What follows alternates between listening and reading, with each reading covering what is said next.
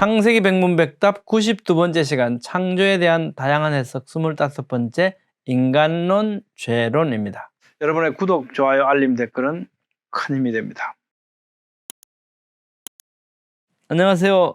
김홍석입니다. 오늘은 인간론과 죄론에 대하여 살펴보고자 합니다. 사람과 죄에 대한 올바른 성경적 이해는 올바른 성경적 창조와 구원론에 연결됩니다.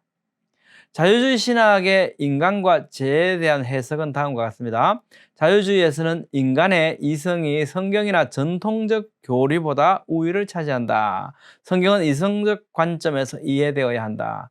만약 성경에 인간이 이성적으로 이해할 수 없는 불합리한 이야기가 들어있으면 그 이야기들은 무시해버린다 라고 합니다.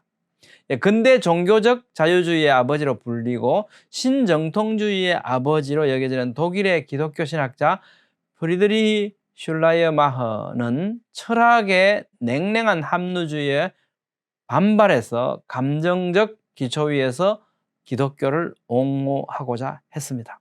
그는 타락, 원죄, 대속을 부인했고요. 또한 그는 그리스도의 동정녀 탄생, 대속, 그리스도의 신성과 같은 전통적 교리들을 거부하였다라고 전해집니다.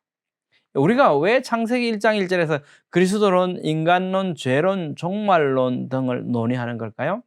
그것은 이러한 논의들이 모두 창조론에 근거하고 있고 역으로 만약 진화론이 옳다면 이러한 논의들은 성립할 수 없는 것이 되죠. 왜냐하면 창조로부터 선악과 사건, 죄, 구원의 필요성, 그리스도론, 그리고 종말론으로 이어지고 있기 때문입니다. 인간의 기원. 하나님께서는 인간을 직접 창조하셨습니다.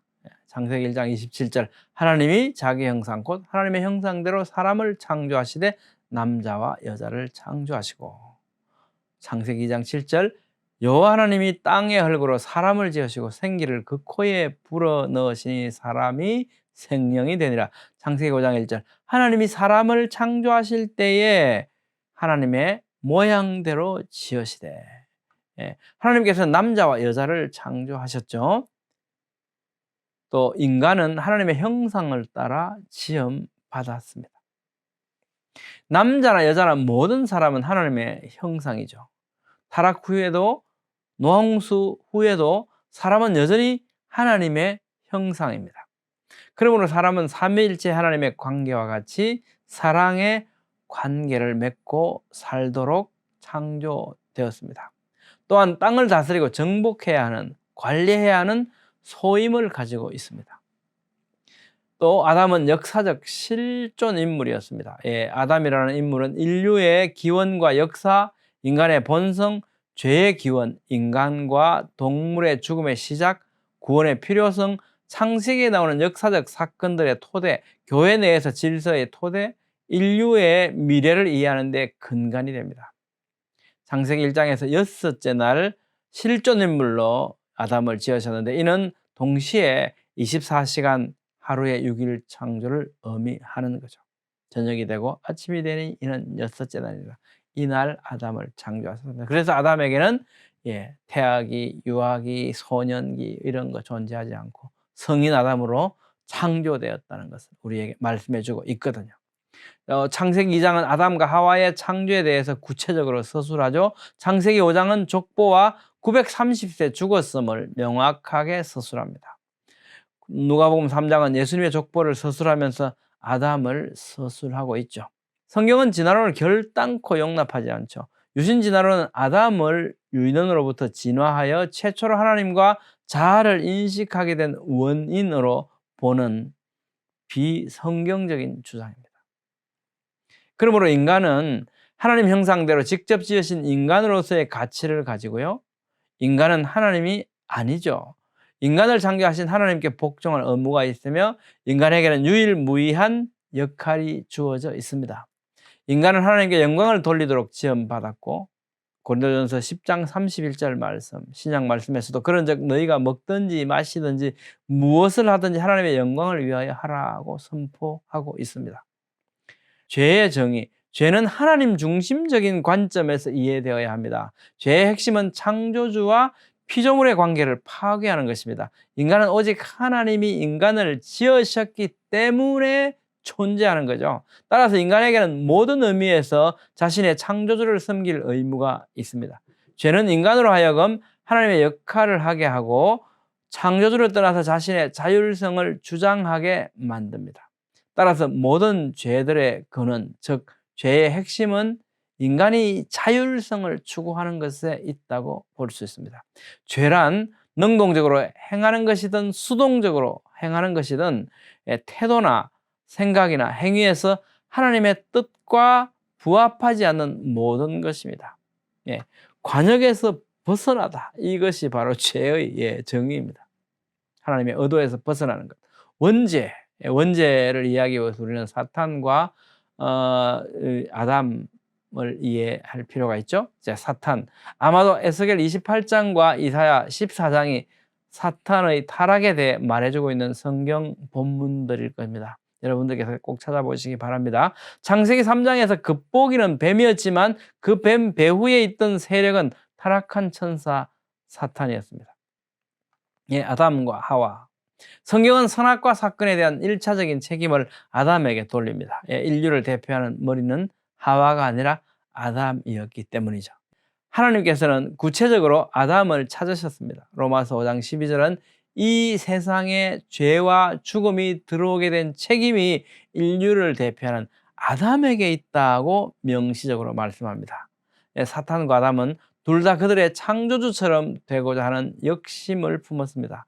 죄가 발생한 것은 사단과 아담과 하와가 자신들에게 주어졌던 의지를 사용해서 하나님을 불순종하는 쪽을 택했기 때문입니다. 하나님과 같이 되려고 했던 거죠. 죄의 결과들은요, 세 가지 형태의 죽음을 불러오게 됩니다. 즉 영적인 죽음, 하나님과의 영적 분리와 육신적인 죽음과 또 영원한 죽음, 계시록에서 말씀하시는 둘째 사망이죠. 이 형태들의 죽음이 생겨났고요. 신자들만이 영원한 죽음을 피할 수 있게 되었습니다. 계시록 20장 6절, 이 첫째 부활에 참여하는 자들은 복이 있고 거룩하도다. 둘째 사망이 그들을 다스리는 권세가 없고. 계시록 20장 14절 말씀입니다. 사망과 음부도 불못에 던져지니 이것은 둘째 사망 곧 불못이라. 누구든지 생명책에 기록되지 못한 자는 불못에 던져지더라. 그러니까 사망도 결국은 불못에 던져지고 없어지는 때가 올 것입니다. 아담의 죄의 전가, 죄의 문제를 우리는 이야기하고 있죠. 아담이 저지른 최초의 죄와 아담과의 관계로 인하여 잉태된 때로부터 타락하여 죄에 물들어 있는 모든 사람의 죄악된 상태를 원죄라고 부릅니다. 시편에서 내가 죄악 중에 출생하였으며 어머니가 죄 중에서 나를 잉태하였나라고 고백하고 있고요. 로마서에서 그러므로 한 사람으로 말미암아 죄가 세상에 들어오고 죄로 말미암아 사망이 들어왔나니 이와 같이 모든 사람이 죄를 범하였으므로 사망이 모든 사람에게 이르렀느니라. 이렇게 성경 말씀은 모든 사람이 이 원죄를 가지고 태어난다는 것을 말씀하고 있죠. 아담의 죄의 전가는요, 원죄의 전가에는 여러 주장들이 있으며 이 가운데 죄성 되물림설이라고 하는 것도 있는데요. 이것은 아담에게서 죄성을 물려받는다는 것인데 이것은 미흡하다고 생각됩니다. 죄성뿐만 아니라 아담의 죄책까지도 물려받기 때문이다. 무슨 말씀이냐면 죄성뿐만 아니라 죄에 대한 책임까지도 물려받는다고 우리는 말해야 한다는 거죠. 가장 유력한 입장은 대표머리설로서 아담의 죄는 인류의 대표로서의 아담과 연합되어 있는 모든 사람에게 전가된다는 겁니다. 이는 로마서 5장 12절에서 21절 말씀 가운데 한 사람이 순종함으로 여러 사람이 의인이 되리라는 말씀과 잘 부합한다고 생각됩니다. 존 메가드 목사님은요, 어거스틴 칼빈의 해석과 같이 모든 인간은 다음과 같이 전적 타락 상태로 태어난다고 말합니다. 첫째, 사람은 모든 측면에서 오염되고 부패되었으며 사람에게는 하나님을 기쁘시게 해드릴 능력이 전혀 없으며 모든 사람이 죄인으로 잉태되어 태어난다는 것입니다. 존 메가드는 어거스틴 칼빈의 해석과 같이 모든 인간의 전적 타락의 상태를 다음과 같이 말합니다. 인간의 영적인 상태는 하나님과 그의 복음을 받아들일 수도 있고 거부할 수도 있는 상대적 중립 상태가 아니다. 이걸 받아들일 수 있고 내가 판단해서 할 수 있는 이런 존재가 아니라는 겁니다. 왜? 전적으로 타락했기 때문에. 인간은 하나님을 적극적으로 미워하고 영적인 진리를 받아들일 수 없는 상태에 있다는 겁니다. 인간의 전적인 타락은 구원과 관련해서 하나님의 절대 주권을 보여준다. 인간은 아무것도 할 수 없다. 구원에 관한. 하나님은 주권적인 은혜의 선물로서 모든 것을, 구원에 관한 모든 것을 이루셔야만 한다는 것입니다. 왜? 이것이 전적 인간의 타락의 상태라는 겁니다. 인류의 상태는 로마서 3장 20절 말씀에 그러므로 율법의 행위로는 어렵다 하심을 얻을 육체가 없나니 율법으로는 죄를 깨달음이니라. 로마서 3장 28절 그러므로 사람이 어렵다 하심을 얻는 것은 율법의 행위에 있지 않고 믿음으로 되는 줄 우리가 인정하노라. 여러분의 생각 어떻습니까? 오늘은 인간론과 죄론에 대해서 살펴봤습니다. 우리는 인간과 죄에 대해서 올바르게 이해할 때 구원의 필요성을 절감하게 되죠. 오직 하나님의 은혜만이 희망으로 남게 되는 겁니다. 나아가서 올바른 삶의 태도를 찾을 수 있게 됩니다. 다음 시간에는 구원론에 대해서 살펴보도록 하겠습니다. 감사합니다.